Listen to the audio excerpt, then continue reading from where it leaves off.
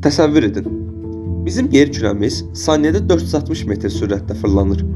Bunu heç hiss etmirik, amma hər an biz kosmosun dərinliklərində böyük bir sürətlə hərəkət edirik.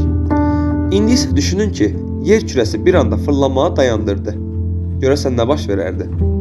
İlk olaraq yer üzərindəki hər şey, insanlar, evlər, maşınlar, hətta okeanlar inanılmaz güclə şərqə doğru atılardı. Çünki fırlanma dayanır, ancaq inersiyaya qalır. Bu isə dəhşətli fəlakətlərin başlaması deməkdir. Qitələrin üzərindən nəhəng qasırğalar yaranar, okeanlarda minlərlə metr hündürlüyündə dalğalar qalxar, şəhərlər su altında qalardı.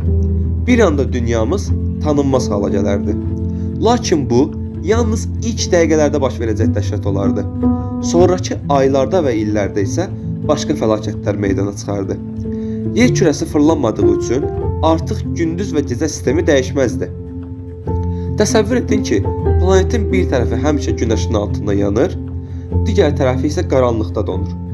Günəşli tərəfdə hər şey alışıb yanar, temperatur yüzlərlə dərəcəyə yüksələrdi.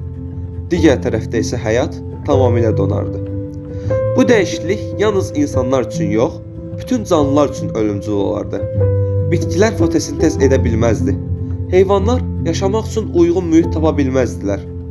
Yəni yer kürəsi bildiyimiz həyat üçün əlverişli olmaqdan çıxardı. Amma bununla da bitmir. Yer kürəsi fırlanmadıqda onun maqnit sahəsi də zəifləyərdi. Bu o deməkdir ki, bizi qoruyan qalxan yoxa çıxır və kosmosdan gələn zərərli şüalar birbaşa həyatımıza təsir edərdi. Hər gün səma gözəl deyil, təhlükəli mavi bir alovla dolu olardı. Əlbəttə, əgər yer kürəsi birdən yox, çox yavaş-yavaş dayansaydı, vəziyyət biraz daha fərqli ola bilərdi. Günlər bir neçə ay davam edərdi. Səhər günəşi qalxar və bir neçə ay ərzində batmazdı. Həmin vaxt ərzində torpaqlar qızıb çatlayardı. Sonra isə uzun aylarla qaranlıq enərdi və dünya buzla örtülərdi. Həyat bəlkə də davam edərdi, amma indiki kimi yox. Bitkilər və heyvanlar tam fərqli formada təkamül edərdi. İnsanlar isə yaşamaq üçün yeni texnologiyalar kəşf etməli olardı. Amma yaxşı ki, bunların heç biri baş vermir. Bizim yer kürəmiz bəlkə də hələ milyard illər boyu fırlanmağa davam edəcək və biz də bu böyük möcüzənin bir parçasıyıq. Unutmayaq, həyat bəzən elə adi görülən şeylərin üzərində qurulub.